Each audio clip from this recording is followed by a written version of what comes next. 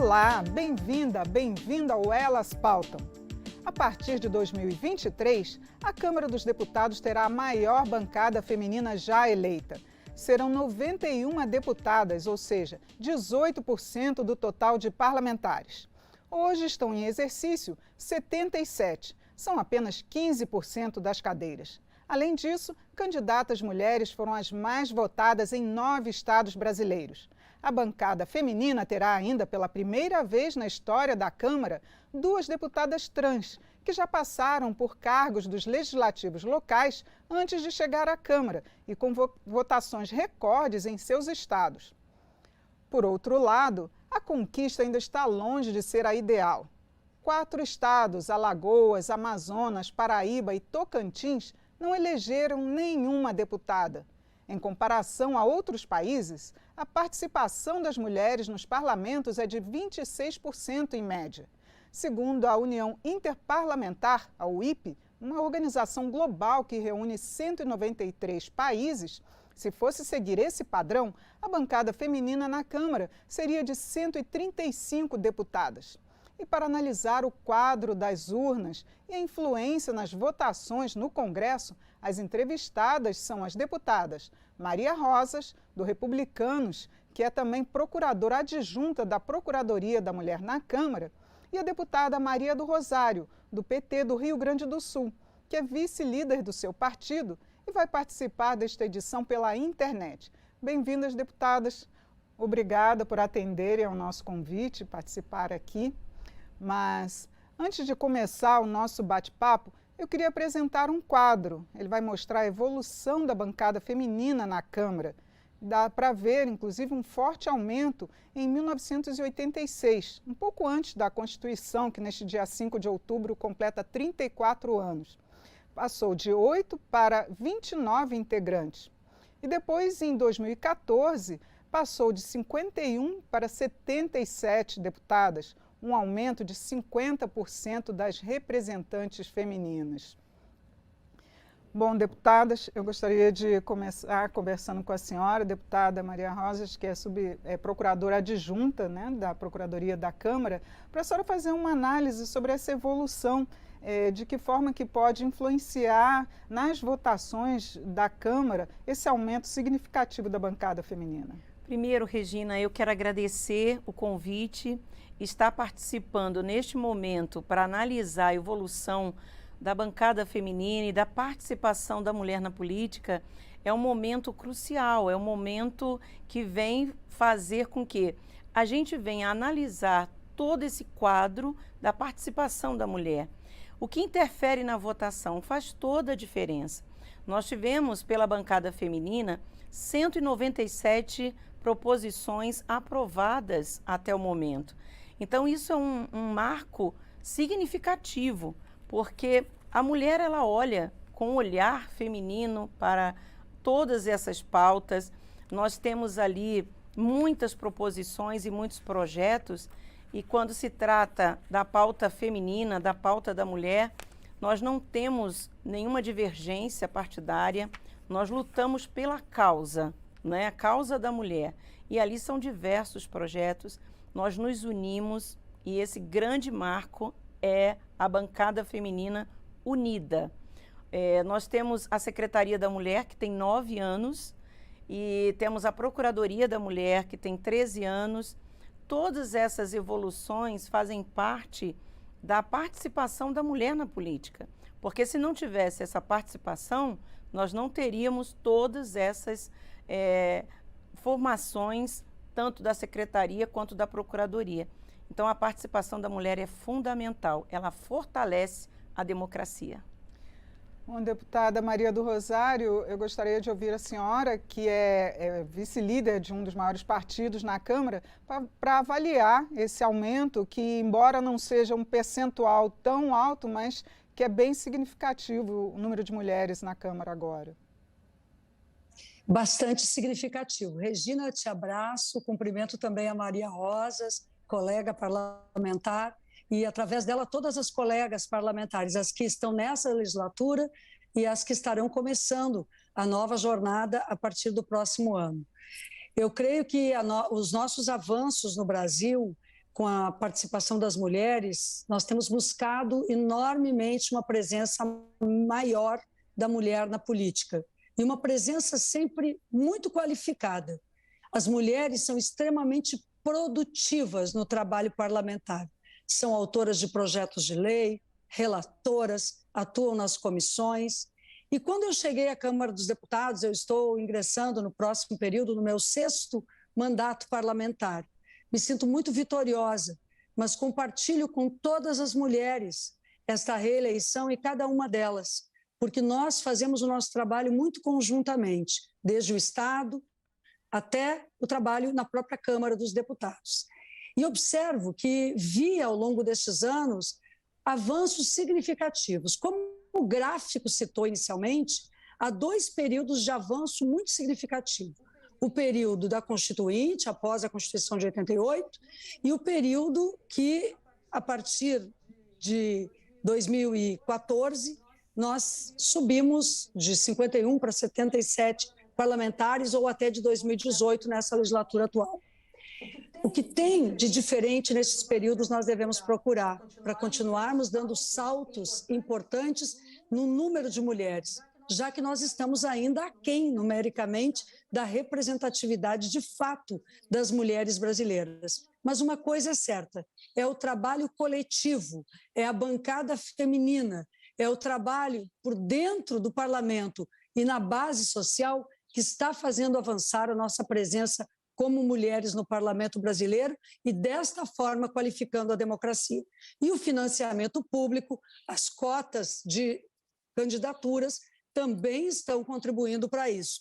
Vejamos, por exemplo, que nós tivemos 35% de mulheres candidatas na atual legislatura, mas ainda continuaremos, comparativamente aos outros países, ocupando o 146º lugar no ranking de 193 países quanto à representação das mulheres. Ainda estamos aquém, mas estamos caminhando juntas, de mãos dadas, para uma representação maior.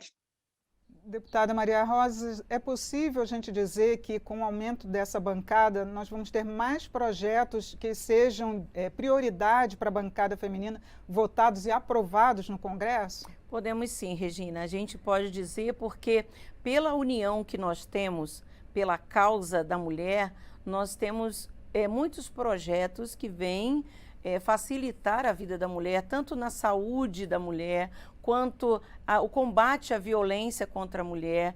Então, nós temos um olhar muito sensível às pautas femininas. E eu tenho certeza que todas as deputadas estarão unidas em um só objetivo: fortalecer essas pautas femininas. Agora, deputada Maria do Rosário, eu queria tocar num ponto também que ocorreu durante a campanha, que houve um aumento da violência política contra as mulheres.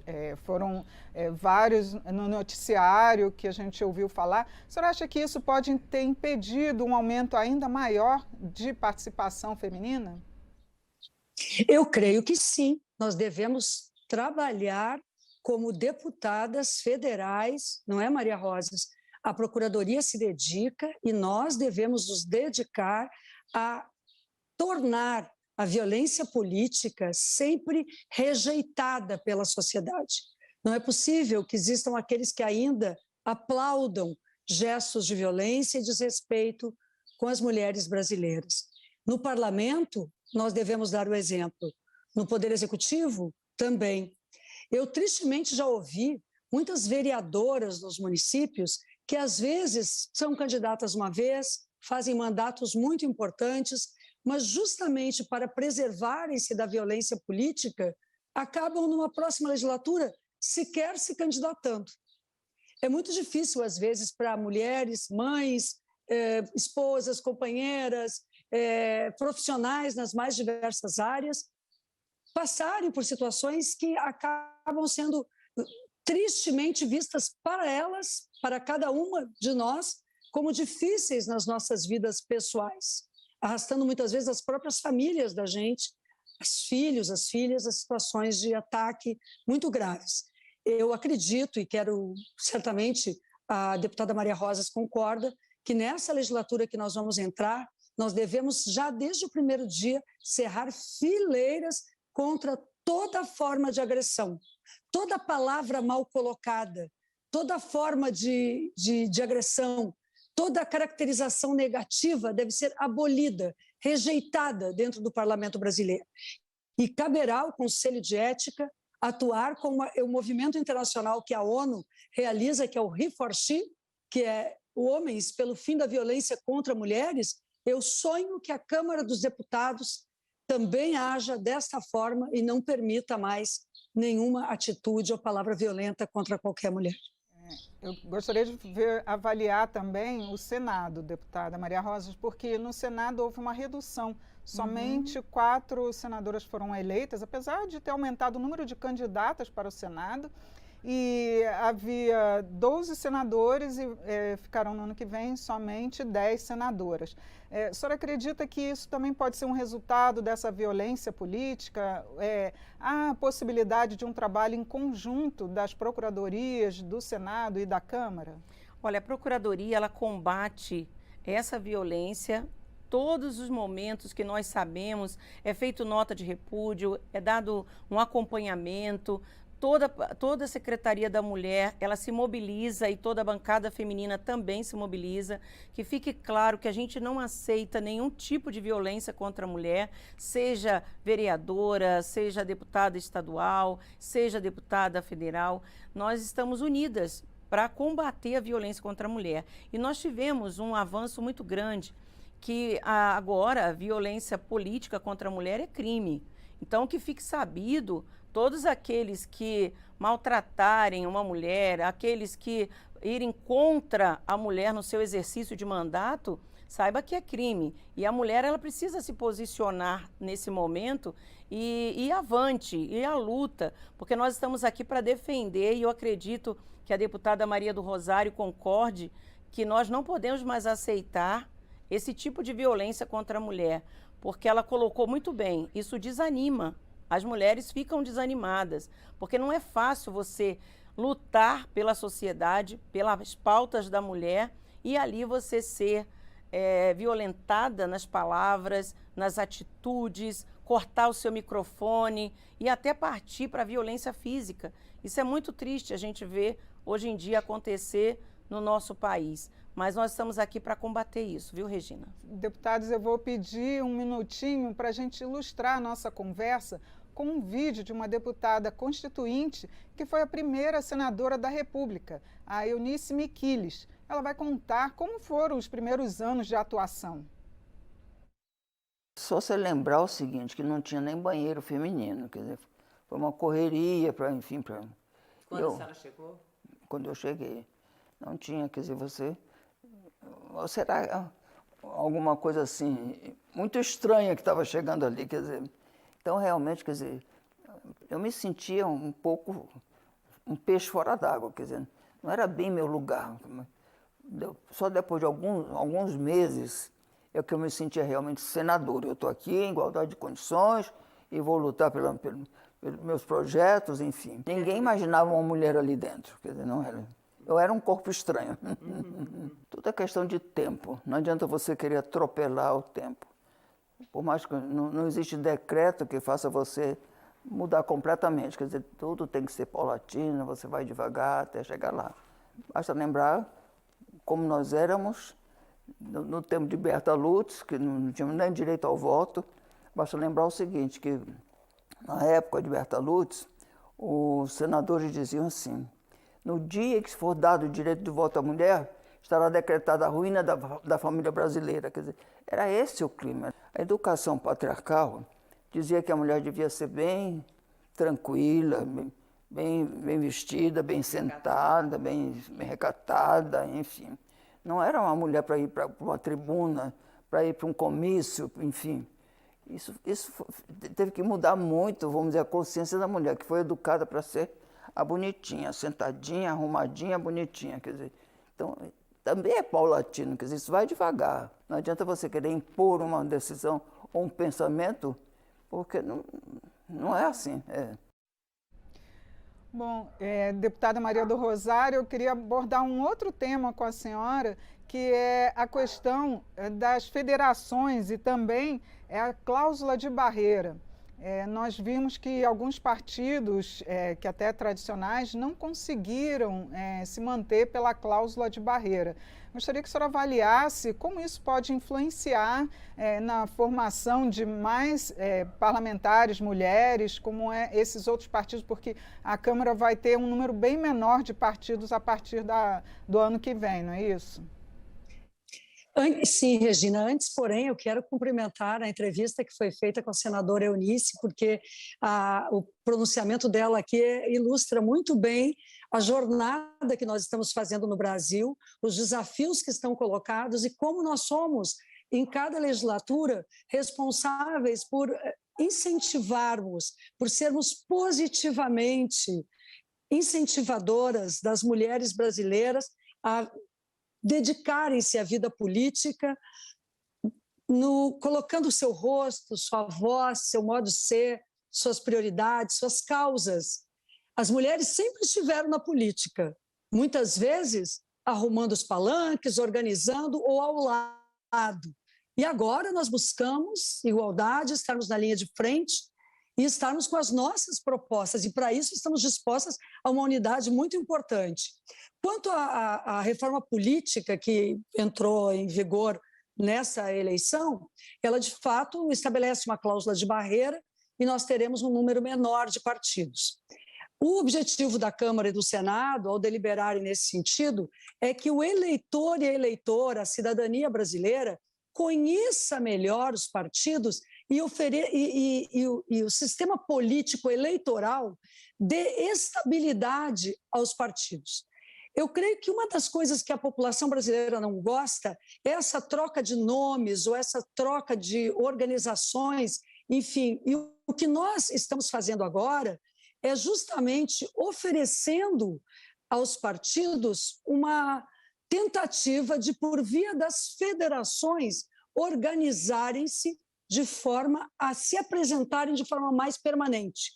Veja que uma mudança importante com a federação é que quando um grupo de partidos forma uma federação, ela vai valer não só para agora, no momento da campanha nacional, para a presidência da República, estados e Câmara e Senado, mas ela já valerá a mesma federação para os municípios, para as eleições municipais daqui a 2 anos, em 2024. Por isso, eu acho que estamos num caminho certo no Brasil. Eu não acho que é um grande problema termos um grande número de partidos, mas eu acho que é um grande problema ficarmos trocando as regras todo o tempo.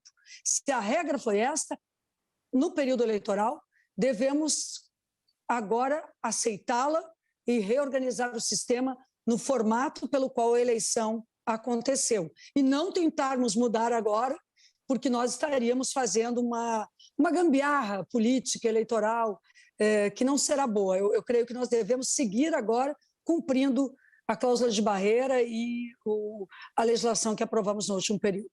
E a senhora, deputada Maria Rosa, a senhora concorda com essa posição, realmente? Eu concordo com a deputada Maria do Rosário quando ela diz que 2 coisas, o conhecimento e o fortalecimento. Eu acho que o eleitor tem que conhecer realmente as ideias, conhecer o seu partido, e isso só vem fortalecer. Então, quando a gente se une e continuar com essas regras, é importantíssimo para que o nosso país venha desenvolver e venha ter um conhecimento maior e um fortalecimento. Eu concordo. Agora eu gostaria de ouvir das senhoras, começar pela senhora deputada Maria do Rosário, sobre as prioridades da bancada feminina para a próxima legislatura. Que temas que vão realmente entrar nessa votação que a gente tem geralmente em março, os projetos que são voltados para a bancada feminina?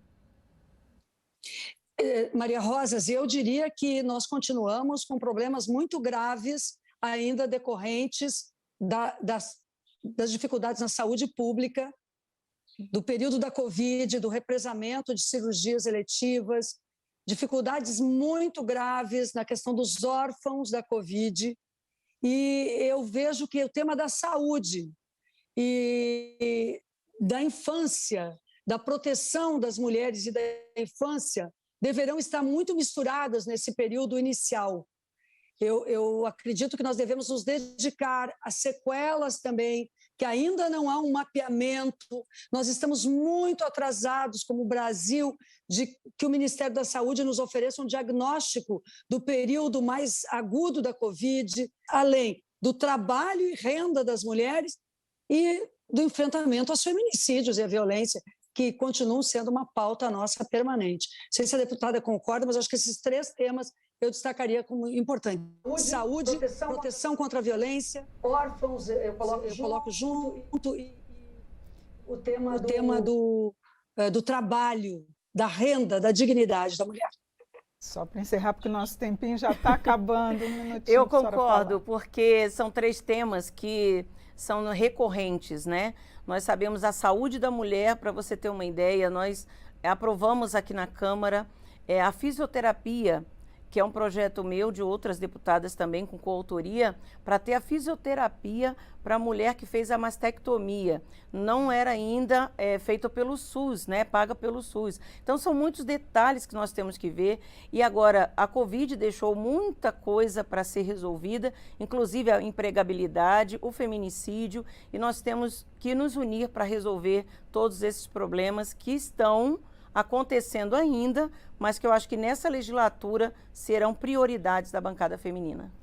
Bom, antes de encerrar, eu gostaria de chamar um vídeo com a coordenadora da bancada feminina, que é a deputada Celina Leão, do PP daqui do Distrito Federal. Ela, inclusive, foi eleita vice-governadora e ela vai falar para a gente um pouquinho, analisar esse aumento da bancada feminina na Câmara.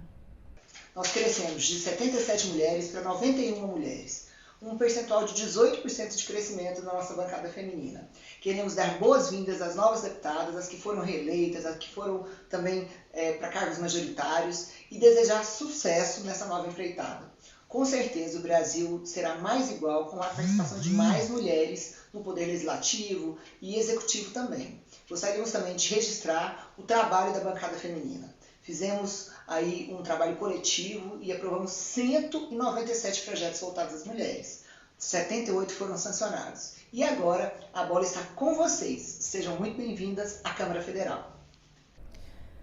Bom, deputadas, eu agradeço a participação por atender ao nosso convite, vir aqui discutir esse tema tão importante do aumento da bancada feminina na Câmara. Um forte abraço. Eu quero deixar aqui as minhas considerações finais, dando boas-vindas, né, às novas deputadas que estarão compondo a bancada feminina. Nós teremos aí 54 deputadas que estão chegando, sejam bem-vindas. O meu abraço e muito obrigada, Regina, pela oportunidade. Eu conversei sobre o aumento da bancada feminina na Câmara dos Deputados e os desafios para a próxima legislatura com as deputadas Maria Rosas, do Republicanos de São Paulo, que é procuradora adjunta na Procuradoria da Câmara, e também Maria do Rosário, do PT do Rio Grande do Sul, que é vice-líder do seu partido. E você também pode acompanhar o Elas Pautam pelo YouTube da TV Câmara ou por podcast da Rádio Câmara. Eu sou Regina Assunção, agradeço a sua audiência. Até a próxima!